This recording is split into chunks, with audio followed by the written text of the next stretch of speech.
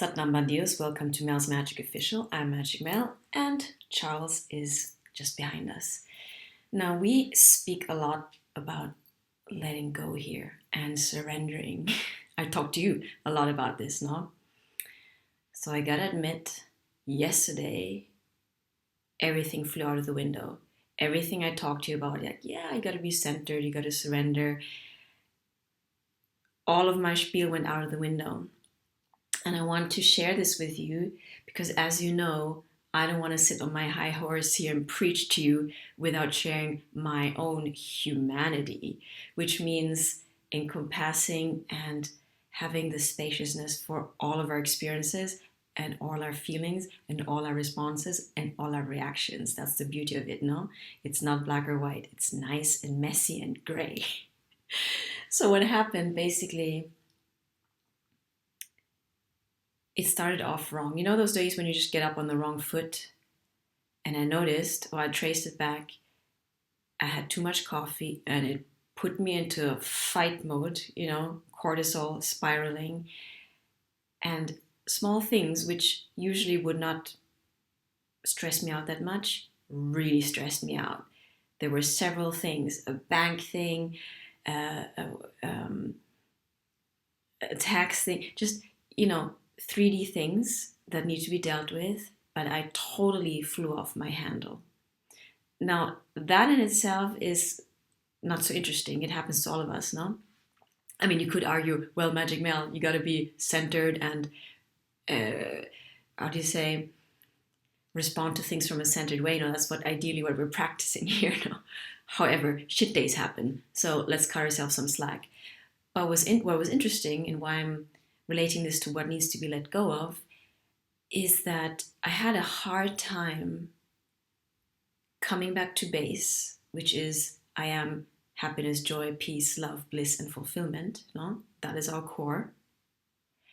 I struggled with getting back to that because there was a story that was triggered by my own reactions, which a part of me said, you should be able to deal with this better, no? So the story that came up, that was triggered, was the story of you can't handle things anyway. And you're not a good daughter anyway. And you can't make your mom happy. Now take these sentences and apply them to your own context. It's a self-sabotaging voice. So where maybe in a different context without that voice, I would have just brushed off my reactions and traced it back to too much coffee. In this case, it fed this voice. And it's a self-judging voice. Once you realize, oh, you're judging yourself, there's more judgment. You know the kind of spiral where judgment leads to judgment, leads to judgment, is kind of a negative spiral. And I really struggled with it. Baseline, though, is if you're a highly sensitive person, you know what I talk about. You know when I speak about being overstimulated. So it doesn't help. It doesn't help if you're already baseline overstimulated, i.e. coffee or whatever it is, and stressors come up. We can deal with stressors better when our baseline is feeling good. No, that's one thing. That's a given. So advice number one: cut the coffee. If you're hypersensitive, highly sensitive, make sure you are on a baseline regulated so you can deal with stressors better. I'm telling you, I'm telling myself. Second one is, my question to you here is, if you get triggered or if you're faced with a stressor, what storyline comes up that has been reoccurring or that you've maybe been carrying for a long time? My storyline, i.e. I'm a bad daughter, I've been carrying that for a long time. And I really sat with myself at the end of the day and I said, does this still serve me? Because it's a self-deprecating voice. It's like you mess things up anyway. Why are you surprised that this is happening? You fuck it up anyway. You know, that kind of voice? So I want you to think about your own context. Where does this voice come up? Maybe does it come up in a different way? Does it say different things? But basically with the same self-judgment, same self-deprecation. And I sat with myself and I said, I don't need this anymore. Because that voice makes me feel guilty. And guilt is a terrible feeling.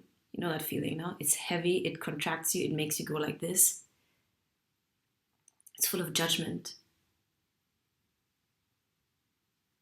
So, doesn't matter if it's a full moon, if it's a new moon, there's always an opportunity to let things go. And I also thought about this notion of, okay, tomorrow I will do better. Fuck that. You know, this whole notion of self-improvement, I think can be damaging too. Because then we're constantly trying to fix ourselves as if something is inherently wrong with us. How about substituting I'm going to be better with I'm going to be more aligned? Because basically when we're off the grid, when we off piste, we feel it. But we also feel when there is a voice in us, a storyline in us that is harsh, that is critical, that is self-deprecating, and that is judgmental. And we may be very familiar with that voice. And there's a trick, no? You gotta discern that it is a voice, that it's not necessarily your true nature. And that is where meditation helps us, because we can observe and listen. Observe all the thoughts, observe all the voices, and ask ourselves, whose voice is this? And does this voice serve me? Is it a loving voice, or is it a harsh and critical voice? Is it beating me down, or is it elevating me? It's very important for us to discern these internal voices. And no, trust me, we are an ecosystem of different aspects. And the more we get to know our ecosystem, our internal ecosystem, the better.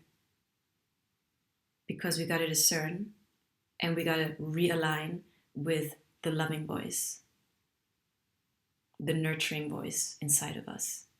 And if that voice is not there, you got to listen to it. You got to make space for it. So letting go of the self-deprecating voice and making a choice. Because another reasoning of mine was like, well, I fucked up so many times. How is that going to change? No, we decide in the moment. It's up to you to decide, jusqu'ici, basta. I had enough of this voice. I'm going to nurture the self-loving voice, the forgiving voice inside of me. Nobody can do that for you. Only you decide when you've had enough. And what I like to do in self-hypnosis is you minimize that voice. If you hear that voice, in your mind's eye, minimize it and project it to one corner. Create some distance.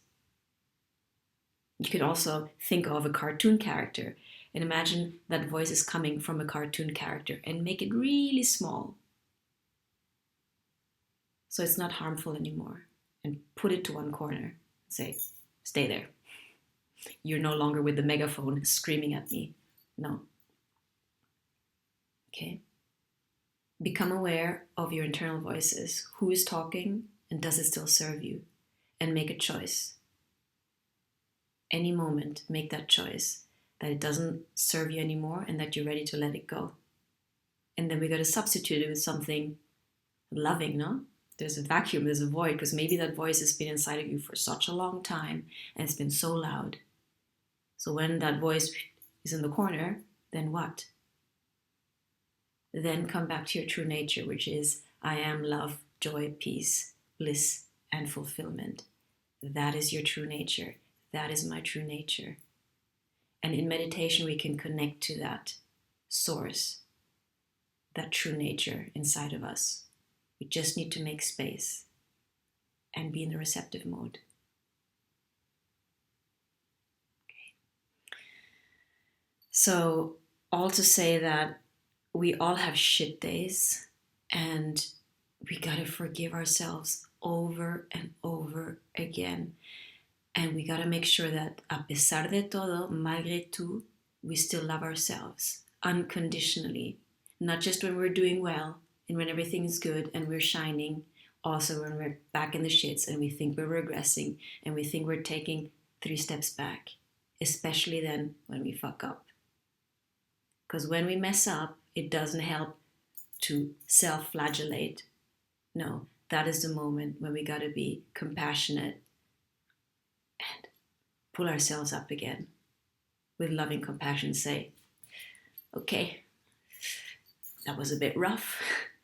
Let's try again. Ma? And on this note, I'm curious what the angels have got to say. Dear beautiful angels, what message do you have to add here to the mix of this episode? Shit days are shit days. Realignment is better than self-improvement. We just gotta realign with our true nature. We don't need to fix ourselves because we're not broken. Let me know what you think about this in the comments box. And let me know where you're tuning in from. Okay, one clear card, please. Dear angels, thank you so much. Fell on my lap.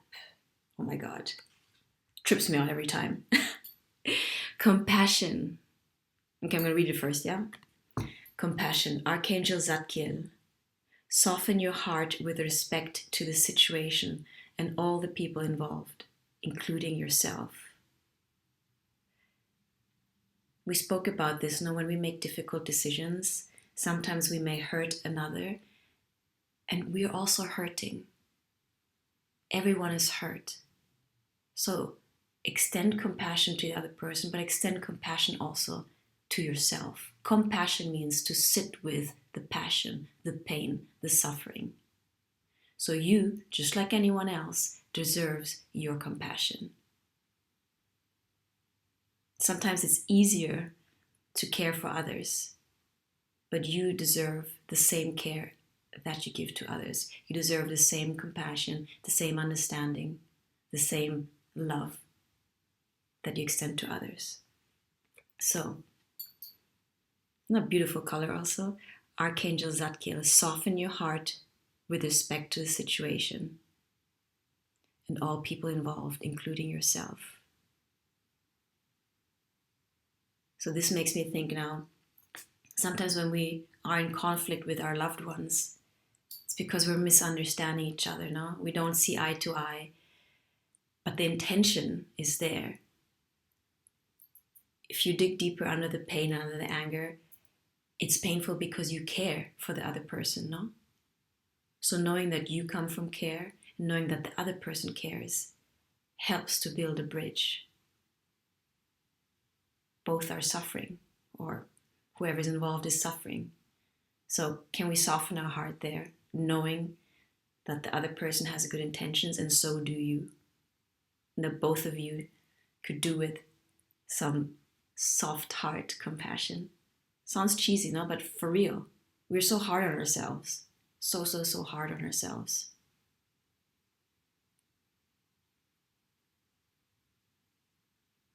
You deserve forgiveness. You deserve your own compassion. And if you don't know how to do that, honestly, just put your hands on your heart and close your eyes and connect with your heart. Yeah. You can feel the pain, you can feel the passion, the compassion, and you can magnify. You can generate some love, visualizing it in your heart and visualizing it expand as if your heart is growing bigger with every beat and amplifying that feeling throughout your body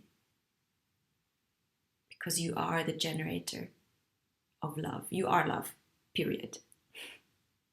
You are love, peace, joy, fulfillment. What was the other one? And excitement. Yeah? Keep on telling yourself, I am love, peace, bliss, and fulfillment. I am love, peace, bliss, and fulfillment. Make it your mantra on auto loop until it trickles into your subconscious, until it becomes your way of perceiving the world and yourself from that baseline true nature of yours. I'm going to leave it at that. I want to hear your stories in the comments box. Stay tuned for more. Ciao from, what's his name again? Charles, oh my god. Blank Canvas, Charles and Magic Mel. Ciao.